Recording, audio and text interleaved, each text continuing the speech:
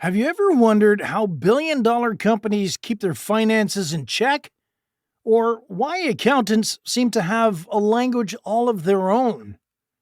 Whether you're starting a business, studying accounting, or just want to understand where your money's going, this video is your crash course in the most important accounting principles that keep the financial world spinning. Let's break down the 7 golden rules of accounting you absolutely need to know. Hey everyone, welcome back to Accounting Basics. Today we're diving into the core accounting principles that form the foundation of every financial statement, audit, and tax report that you've ever seen. Let's get right into it. First up is the Accrual Principle. This one's huge. It says that revenues and expenses should be recorded when they're earned or incurred, not when the cash actually moves. So if you send an invoice today but don't get paid until next month, you still record the revenue today. Why does this matter? Because it actually gives a more accurate picture of how your business is really doing in real time. Closely tied to accrual is the matching principle. This one says that the expenses should be recorded in the same period as the revenues they helped generate. So if you spent $500 on ads, let's say in March, and made $2,000 in sales in April because of those ads, you match the expense to April's revenue. Think of it like a business handshake. Income and related expenses go together. The next is the consistency principle. It's all about sticking to your methods.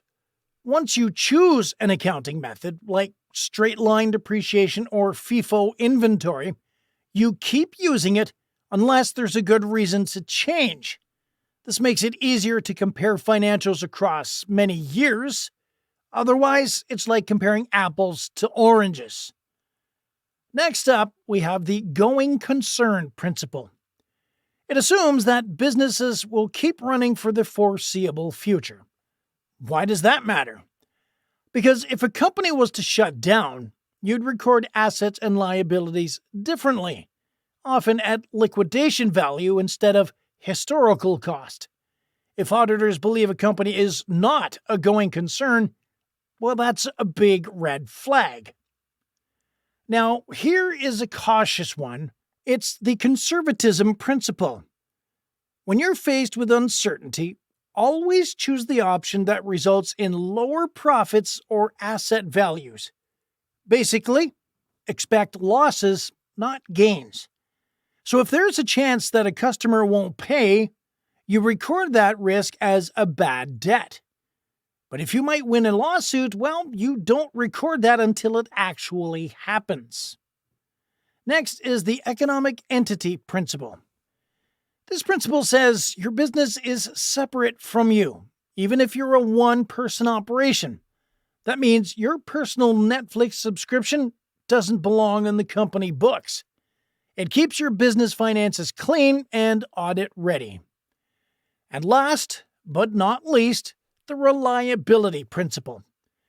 This one says that only transactions that you can verify with evidence, like receipts, invoices, or contracts, should be recorded. If it's not backed up with documentation, it shouldn't be on the books. And there you have it.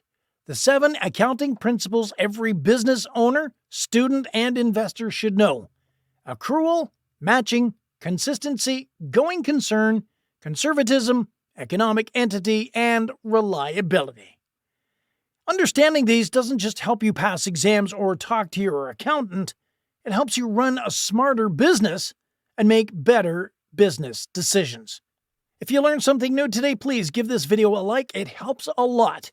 And if you want more simple business lessons every week, don't forget to subscribe and hit the bell.